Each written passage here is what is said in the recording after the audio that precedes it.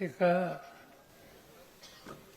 अत्यंत महत्त्वाच्या आणि सगळ्या देशामध्ये ज्याची चर्चा चालू आहे त्या प्रश्नाच्यासाठी आज आपण या ठिकाणी आलो. मी तुम्हा सगळ्यांना धन्यवाद देतो की या महत्त्वाच्या प्रश्नाच्यासाठी सगळ्या देशाला तुम्ही जागा केला. लोकसभेमध्ये धैर्यशील माहिती आहेत, राज्यसभेमध्ये मी आहे आणि आम्ही गेल्या 2-3 दिवस बघतोय की तिथं खासदार देशाच्या अनेक राज्याचे अहवाल भेटतात, ती दुसरी काही चर्चा करत नाही, तुमच्या गावाची चर्चा करतात आणि विचारतात की हे गाव आहे कुठं. हे सवन देशातल्या समंजसन झाल्या लोकांच्या लक्षात आले नाही की या गावकऱ्यांच्या लक्षात कसं आलं. आणि तुम्हा सगळ्यांचं अभिनंदन आज देश करतोय याचा आनंद आम्हा सगळ्यांना आहे. हे घडलं कशाचं? परवा झालेली निवडणूक आणि त्या निवडणुकीतून निकाल लागतात, लोक निवडून येतात, कधी पराभव होतो, काही तक्रारी येतात, नाही असं नाही. पण सवन देशाला सवन राज्याला निवडणुकीच्या संबंधीची आस्था हे असताना त्यांच्या मनात शंका काय येते. याचा अर्थ निवडणूक पद्धतीमध्ये काही शंका निर्माण झाली आणि मतदार जो आहे त्याला खात्री वाटत नाही.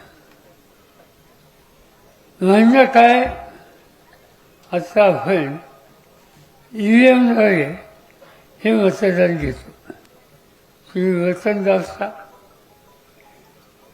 त्याच्यानंतर तुम्हाला कळतं आणि तुम्ही समाधानी होता मतदान झाले म्हणून.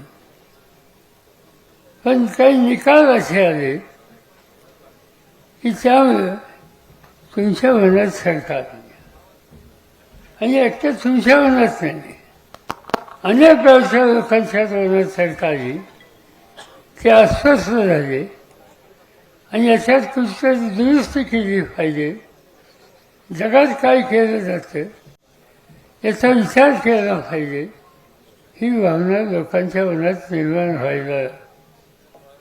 आज जगाचा मोठा देश आहे अमेरिकामध्ये मतभेदी टाकलेलं असतं. जगाचा लोकशाहीचा दुसरा मोठा देश इंग्लंड, तिच्या मतभेदीमध्ये टाकलेलं असतं. युरोप खंडातले सगळे देश हे आपल्यासारखे EVMवर जात नाहीत.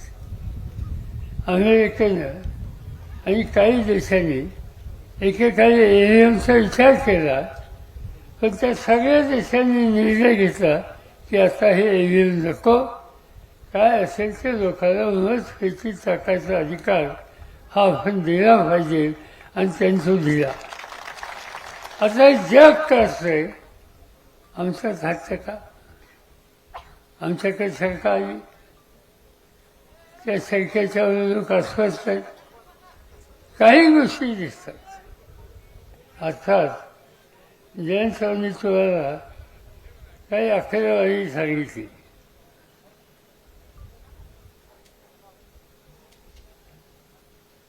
आणि त्याच्यामध्ये तुमच्या लक्षात आलं की याच्यात काहीतरी गडबड आहे. आम्ही काही माहिती गोळा केली. ती माहिती काय दिसते की लोकांनी मतदान केलं, पण किती लोक निवडून आले ह्याच्या अखेरीस त्या मतदानासारखे नाही आहेत. आणि त्यामुळे साहजिकच लोकांच्या मनामध्ये ही मोठी शंका आलेली आहे. आता ही घालवायची असेल तर काय करता येईल? एकच गोष्ट आहे की आता देशामध्ये निवडणूक पद्धती ज्या स्वीकारलेल्या आहेत त्याच्यामध्ये बदल केला पाहिजे. आणि याच्याबद्दलची जागृती तुम्ही लोकांनी केली. मला काही काही गोष्टीचं असं वाटलं, मी इथे यायचं ठरवलं 4-5 दिवसाच्या पूर्वी. आणि त्याचं कारण तुमचं मतदान झालं आणि त्याच्यानंतर तुमच्या मनात शंका आली आणि तुम्ही असं ठरवलं की आपल्या गावात फेर मतदान आपण घेऊ. ते अधिकृत नव्हतं, सरकारी नव्हतं. तुम्ही गावाने बसून ठरवलं की असं पुन्हा एकदा मतदान वेगळ्या पद्धतीने करायचं. आता हा तुमचा अधिकार होता, पण हा निकाल तुम्ही घेतल्याच्या नंतर पोलीस खात्याने इथं बंदी का केली? कोणता कायदा असा? आज या ठिकाणी मी भाषण करतोय, तुम्ही ऐकताय. उद्या पोलीस खात्याने इथं निर्णय घेतला की मी बोलायचं नाही आणि तुम्ही ऐकायचं नाही. हे कुठचा कायदा? असं कुठं कायदा आहे? आणि असं असताना तुम्हाला इथं जमायचंच नाही. जमाव बंदी तुमच्याच गावात, तुझी गमतीची गोष्ट. ते या ठिकाणी का केलं हे मला समजत नाही. तुम्ही पुन्हा मतदान तुमच्या समाधानासाठी हा करायचा निर्णय घेतला, त्याला सरकारची बंदी कशी येऊ शकते? आणि तुम्ही हे केलं म्हणून तुमच्या खचले वेगळे. मला काही समजत नाही. खचला, काही गुन्हा केला, चोरी केली, आणखी काय केलं, त्याचा खचला बरा. पण गावाने ठरवलं एका वेगळ्या दिशेने जायचं, त्यासाठी खचलं. आणि ह्या खचला सेंटरला माझी गावचे सरपंच आहेत, आपले आमदार जानकर आहेत, या सगळ्यांना विनंती आहे, याचा रेकॉर्ड तुम्ही आम्हाला द्या. जमावबंदीचा रेकॉर्ड. इथं काय जो प्रत्यक्ष बंदी करून काय निर्णय राबवला त्याची माहिती आणि रेकॉर्ड. पोलीस खात्यातून तुमच्या केलेली खतरा केस त्याचं रेकॉर्ड. या सगळ्या गोष्टी आमच्याकडे द्या आणि आम्ही या ठिकठिकाणी नेणार कृती. महाराष्ट्रात निवडणूक आयोग आहे, त्यांच्याकडे तुमची तक्रार देऊ, राज्याच्या मुख्यमंत्र्याकडे देऊ, देशाच्या प्रधानमंत्र्याकडे देऊ, देशाचा केंद्रीय निवडणूक आयोग आहे त्यांच्याकडे सुद्धा देऊ. हे कशासाठी? आपण म्हणतो की महात्माच्या मेल्याचं दुःख नाही, काळ सोकावतो. हे निवडणूक यंत्रणेचा काळ एकदा सोकावला की तुम्हा सगळ्यांच्या अधिकारावर संकट आल्याशिवाय राहणार नाही.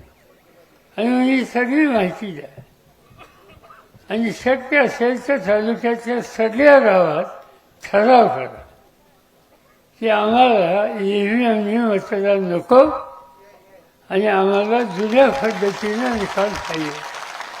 आणि त्या ठरावाची फेर उत्तम आमच्याकडे द्या, ते आमच्याकडे देतील. धैर्यशील आम्ही जो त्यासंबंधी कुठं पोचवायचं त्या ठिकाणी ते पोचतं. हे मी बोललो तर काल मुख्यमंत्र्यांनी मला सल्ला दिला. त्यांनी असं सांगितलं की पवारसाहेबांनी हे करणं योग्य नाही. काय चुकीची गोष्ट केली? तुमच्या गावी येणं चुकीचं आहे, तुमचं म्हणणं ऐकून घेणं चुकीचं आहे. काही पद्धतीच्या लोकांच्या मनात शंका आहे. ती शंकेची माहिती घेऊन त्याचं निरसन करण्याच्या उद्देशी काळजी घ्यावी हे चुकीचं आहे. शेवटी लोकशाही कशाची?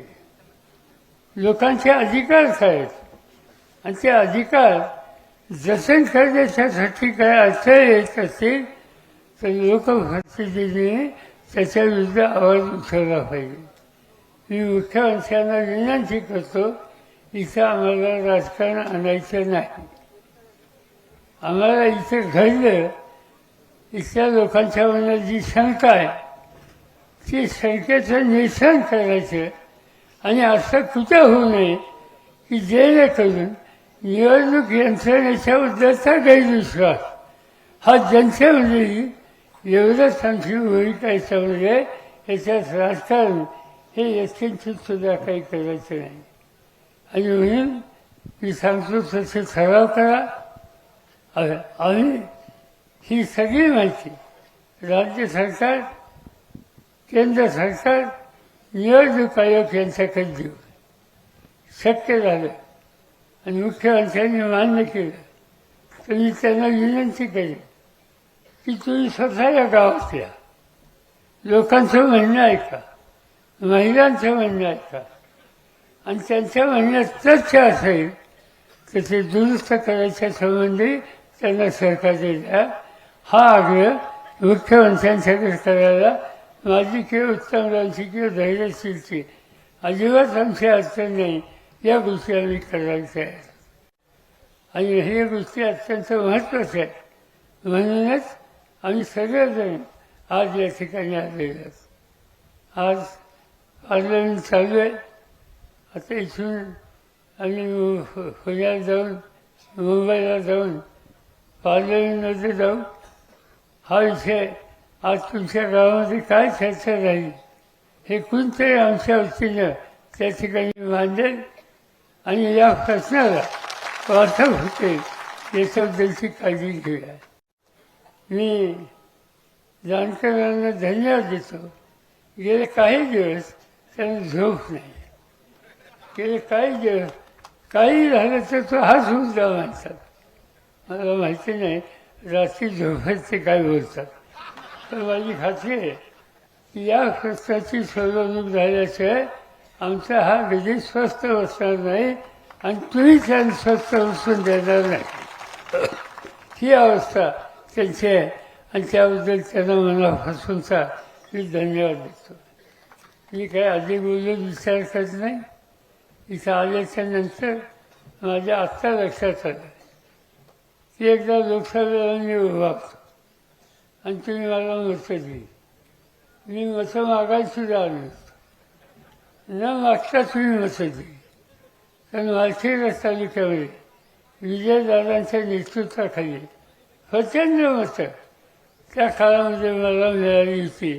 त्याला हे गावसुद्धा अपवाद नसतात आणि मग तेव्हा मतं दिली. त्याच्या आम्हाला उशिरा का होईना मी आज या ठिकाणी मानतो. तुम्हा सगळ्यांची रजा घेतो आणि या कामाला आम्ही उत्तर मिळाल्याशिवाय आम्ही स्वस्थ बसणार नाही ही खात्री आपल्याला देतो आणि आपल्या सगळ्यांची रजा घेतो.